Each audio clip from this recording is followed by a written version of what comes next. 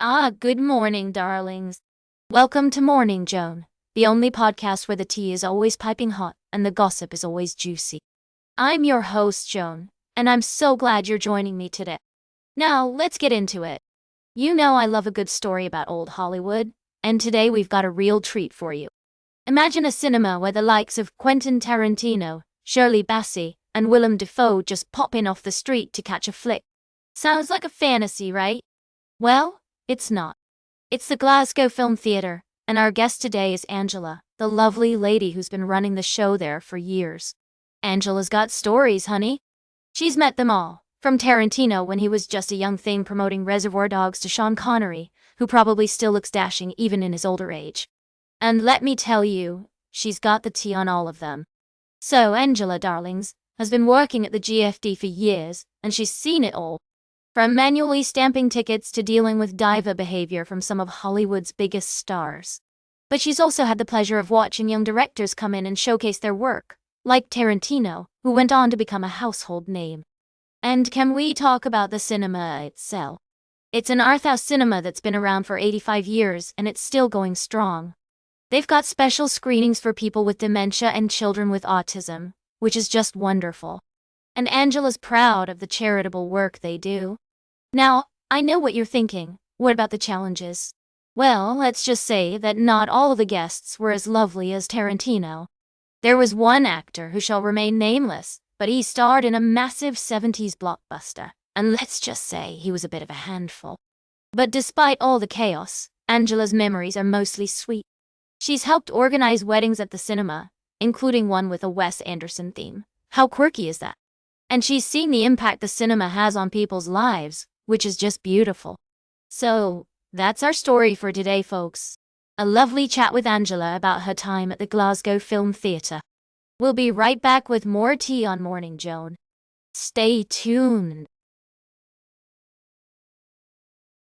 Welcome back to Morning Joan, darlings. I hope you're all still buzzing from our first segment about the fabulous world of cinema. Now let's dive into some juicy news that'll make your day even brighter. You know who's always bringing the quirk and charm to the big screen? The one and only Wes Anderson, of course. So I've got the scoop on his latest film, The Phoenician Scheme. This offbeat comedy has an all-star cast, including Benicio del Toro, Scarlett Johansson, Tom Hanks, and Bryan Cranston. Can you imagine the chemistry between these talented actors? It's like a match made in heaven. The story follows a European businessman and his daughter as they navigate a web of financial schemers and assassins. Sounds like a wild ride if you ask me. Now, here's the tea. The Phoenician Scheme is coming to digital streaming on July 8th, according to When to Stream. You'll be able to purchase or rent it on all major platforms, including Apple TV, Fandango at Home, Prime Video, and YouTube. The prices will vary, but you can expect to pay between $14.99 to $29.99 for a 48-hour rental or digital purchase. So how did the film fare with audiences and critics? Well, it's earned a respectable $34.9 million worldwide, with a 78% fresh rating on Rotten Tomatoes. The critics' consensus calls it a caper made with all the intricacy of a Rube Goldberg machine. I mean, that sounds like a Wes Anderson film to me. The audience summary on RT says it's an A-list variety show that will particularly tickle Andersonites with its whimsical deadpan delivery of verbal delicacies. Translation: if you're a fan of Wes Anderson's unique style, you'll love this movie. There you have it, folks. If you're craving some eccentric entertainment, mark your calendars for July 8th and get ready to stream The Phoenician Scheme. Stay tuned for today's last cup of tea, right here on Morning Joan. Welcome back to Morning Joan. We're wrapping up today's episode with a juicy update on the Sean Diddy Combs trial. You might recall that the music mogul was facing some serious charges, including racketeering and sex trafficking. Well, the verdict is in, and it's a mixed bag. According to reports, Diddy was found not guilty of those major charges, but he was convicted on 2 counts of transportation to engage in prostitution.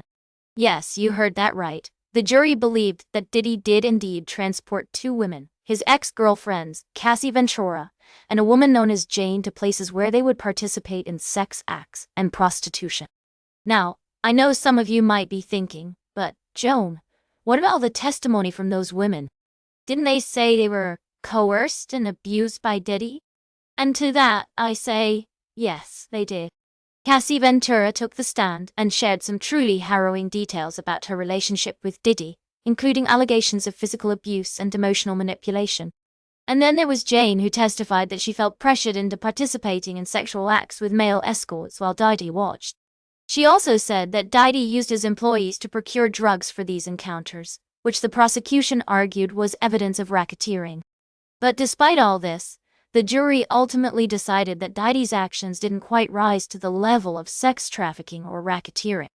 Instead, they convicted him on those 2 counts of transportation to engage in prostitution, each carrying a maximum sentence of 10 years. Now, I'm not going to lie, folks, this verdict has left me with some mixed feelings. On the one hand, I'm glad that Diddy is being held accountable for his actions, even if it's not to the full extent that some might have hoped. But on the other hand, I'm also concerned about the message this sends to survivors of abuse and exploitation. As we've discussed on this show before, the justice system often fails to adequately support or believe survivors, and this case is just another example of that. So while Diddy may be facing some consequences for his actions, I still think we have a long way to go in terms of creating a society that truly prioritizes accountability and justice for all. And with that, it's time to wrap up today's episode.